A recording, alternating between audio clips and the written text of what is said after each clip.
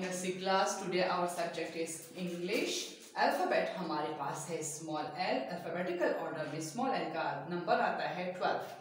क्या आता है 12. इसका phonic sound हमारे पास है ला. क्या है ला.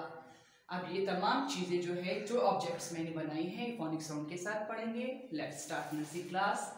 ला lamp, ला leaf, ला leaf, la ladybird, la ladybird, la lily, la lily, la lemon, la lemon, la lion, la lion.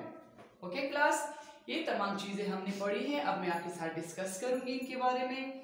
Lamp, lamp कहते हैं, लैम्प को लैम्प ही कहा जाता है. और लैम्प उस टाइम हम जब लगाते हैं जब हम सोते हैं तो साइड टेबल पे हम लैम्प की लाइट लगा लेते हैं क्योंकि ये थोड़ी सी हल्की होती है तो उसमें नींद बनने को मजे से आती है. Okay class.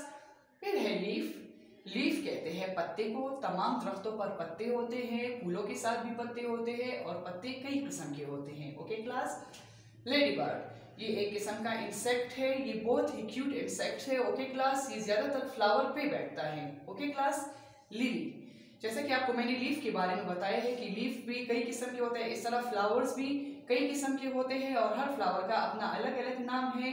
तो ये जो मैं आपको यहाँ मैंने जो फ्लावर बनाया है इसको लिली कहते हैं. लिली फ्लावर का नाम है. ये एक किस्म का फ्लावर होता है. Okay class.